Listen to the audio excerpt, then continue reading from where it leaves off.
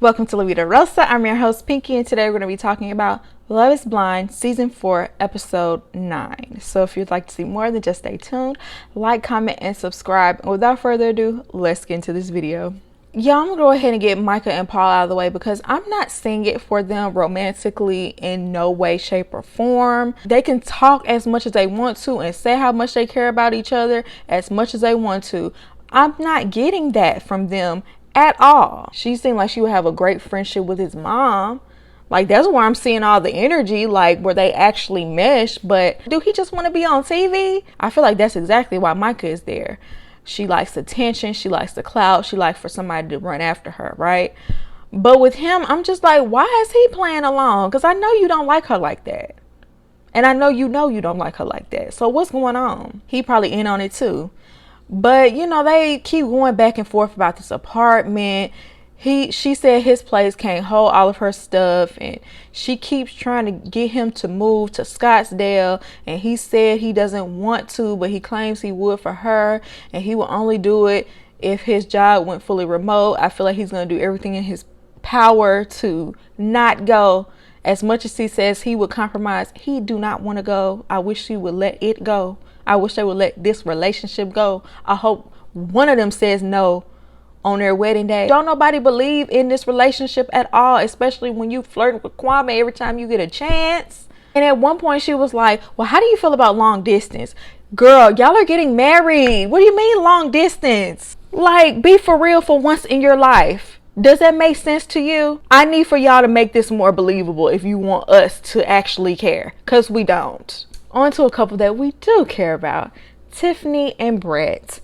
So she ends up meeting his friends. I feel like those are his day ones, because when you look at Brett, you expect for him to have, and I'm not trying to talk bad about the friends, but I would have, in my mind, I would have pictured his friends to look different.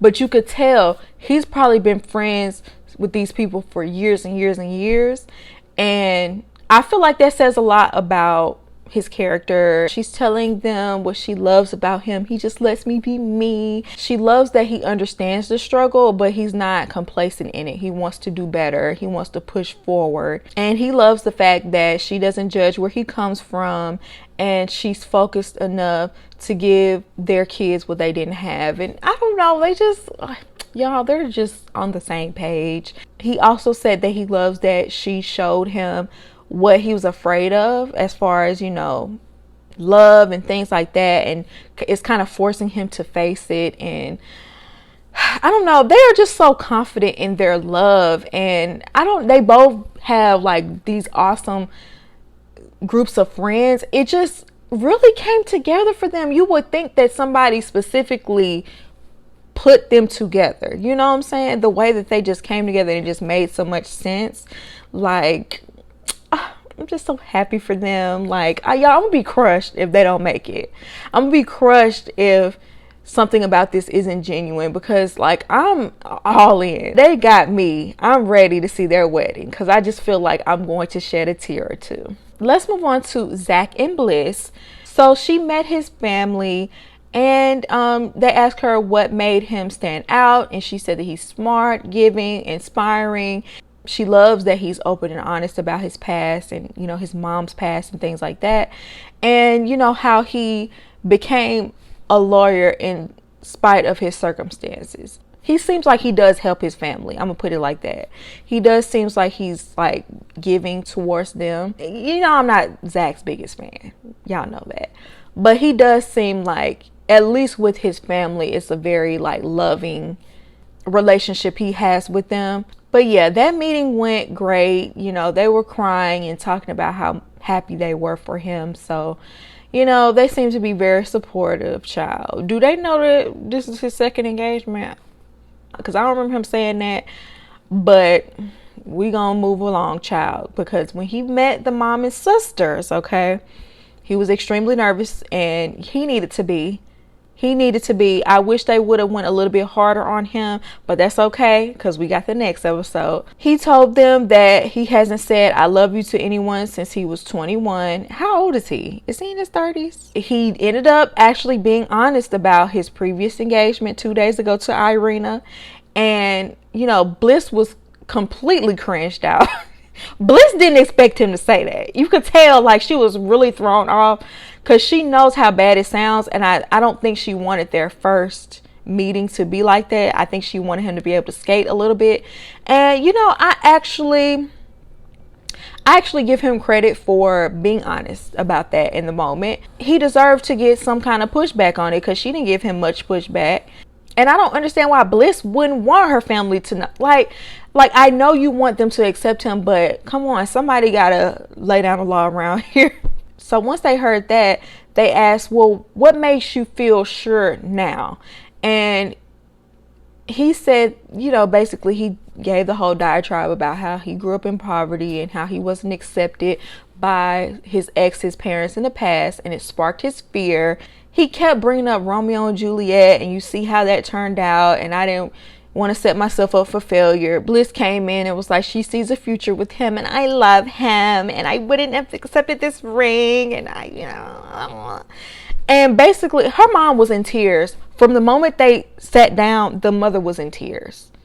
And I'm just like, Mom, are these happy tears? Like, where are these tears coming from? Like, it's one thing to get emotional when you start talking about, oh, this is my baby, she's about to get married.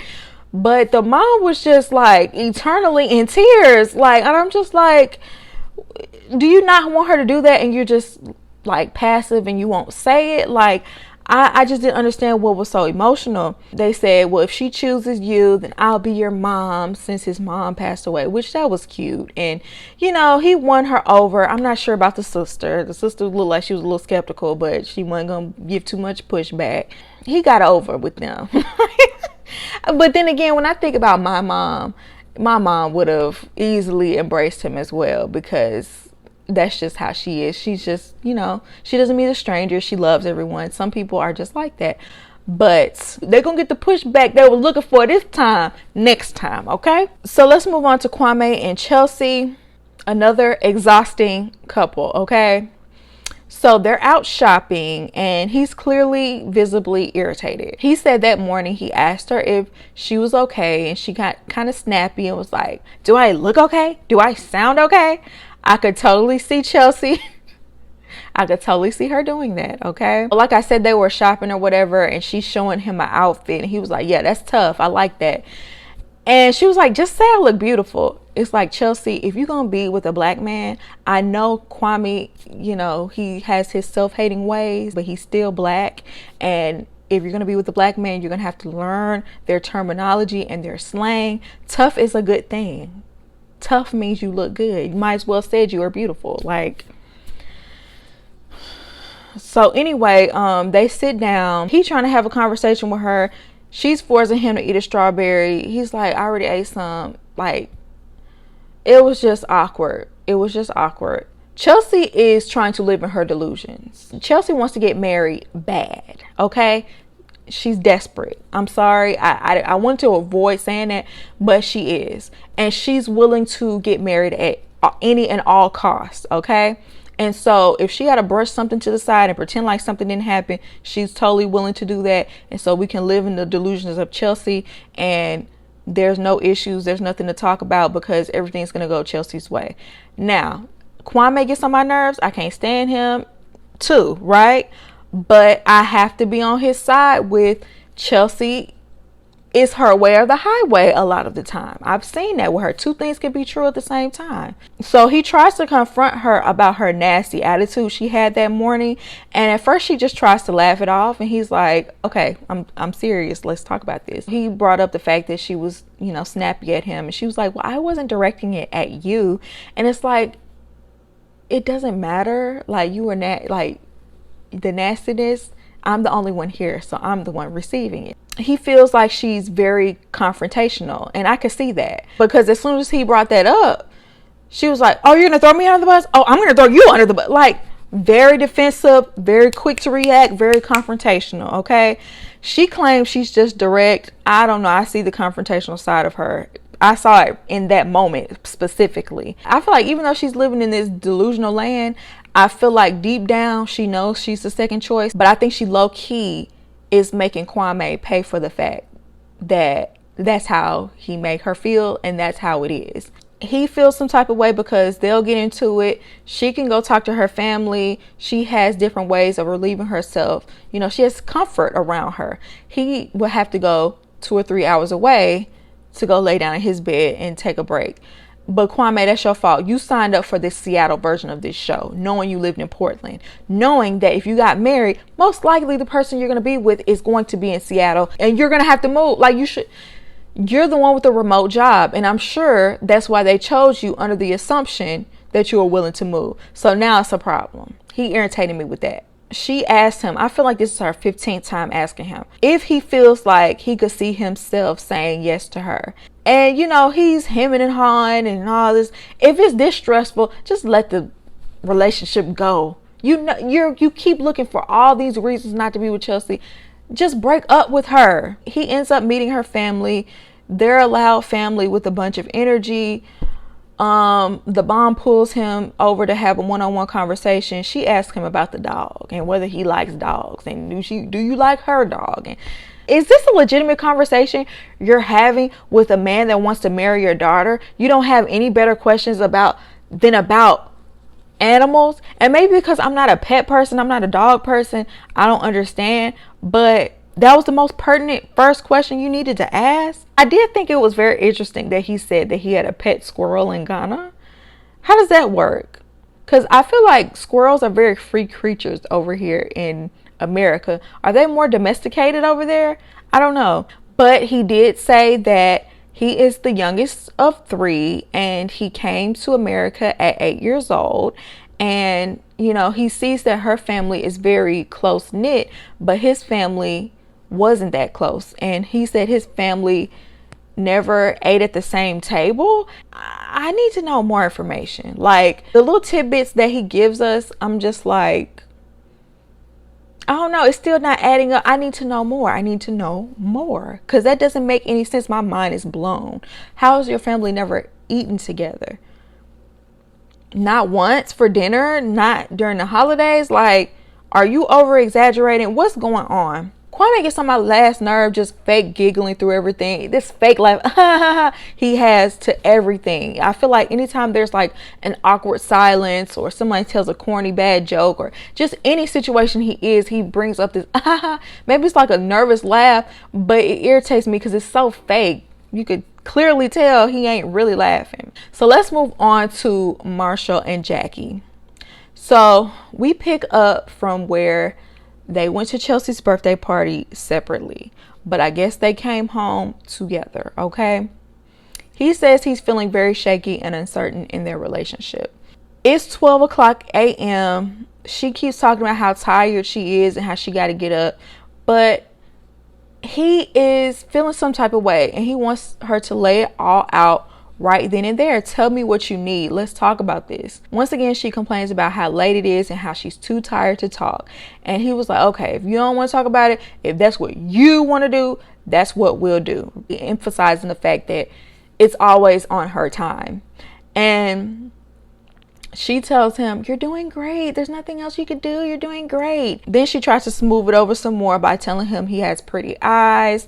And he was like, look, I'm not trying to sugarcoat this or tiptoe anymore. I want to talk about this. Like, why would you leave me hanging all day and have me thinking about this all day long and being stressed out about this? Why can't we just talk about it? And then she ended up saying, I told you what I wanted and you left. I told you I wanted you to be more aggressive and you ended up leaving for 3 days. But girl, it's the way you said it. You told him he wasn't man enough. He needs to man up. Like, don't leave that part out.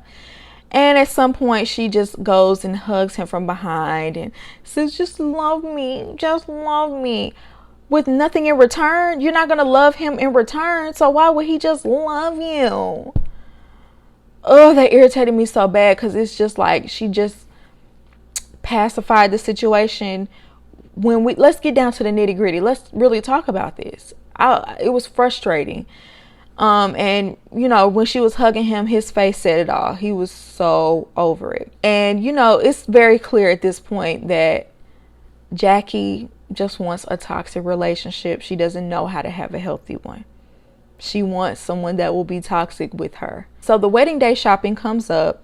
The grooms are getting fitted for their tuxes. The women are choosing their dresses and they're with their loved ones. Marshall is with his friends getting fitted for his tux. Turns out Jackie didn't even show up for the wedding dress fitting. It was so funny to me because as soon as Tiffany saw that she didn't show up, she got right on that phone and texted Brett, let Brett know. And of course, Brett had to pull Marshall to the side and let him know.